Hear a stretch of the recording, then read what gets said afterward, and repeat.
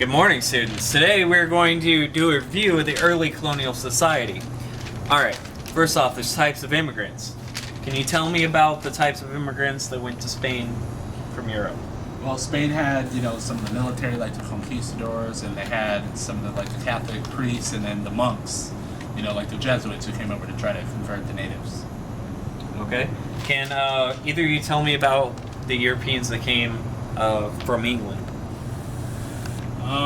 The Puritans were people who were persecuted religiously, and England was more than happy to send them away. And there were a lot of entrepreneurs too. What was it? First at Jamestown, they were sent to do that as well. So I think with England, you had people who kind of went for different reasons, but for same reasons too, right? People who had religious incentives and people who had economic incentives to go. Right. Alright, well, can you guys draw any comparison between those who went from Spain and those who went from England? Well, there was a difference because from Spain they were Catholic, and from England they were Protestant. That's different. And then, the reason for going, Spain had more military, and then England had, the business people. So Spain, it was a lot more the government sent, where I think in the English colonies it was a lot more free, or more localized control. Yeah, in England, they just wrote some charters and said, go ahead, see what you can do. If you fail, oh well. If you don't, that's good. It helps us out as a nation. Okay, good job, guys. Alright, I'll be testing you on that. Alright, now we're going into the relations with the two countries and the natives, and the relation of the two countries with the African slaves. First off, the natives. Alright, when Spain first found the New World, they ran into a lot of strong tribes, especially in Mexico, where they ran into the Aztec or Mexica, and in South America, the Inca. Alright, England, on the other hand, ran into weak tribes, so they didn't need the conquistadors. Alright, and the relation with the African slaves. Spain had a lot more because they were able to directly send them to the colonies from Africa. On the other hand, England, they had to do the Columbian Triangle, so they had to just do a really roundabout way of getting the slaves to the 13 colonies. Alright, what, from the different types of immigrants and the types of natives and slaves in Spain and England, can you guys draw any conclusions?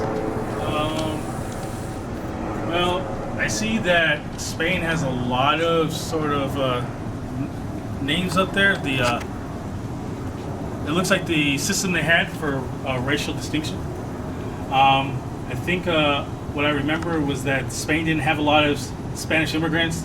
They had a lot more natives and Africans there, so they had to create this big social structure to try to keep order. In England, there wasn't the need to do that. A lot of the British colonies, they were sort of English societies outside of England, right? The tribes have been separated. The African slaves eventually would be segregated, so they didn't have to do too much development of a complex social structure.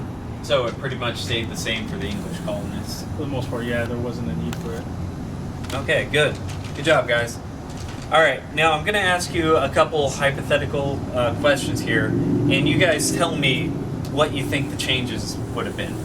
Alright, the first one was, how would the British colonial policies have differed if they had run into strong native opposition? I think they would have had to send much more of their military over, like Spain did. So basically send the English equivalent of the conquistadors over to actually conquest the areas instead of, just being able to fend them off just individually like they were able to.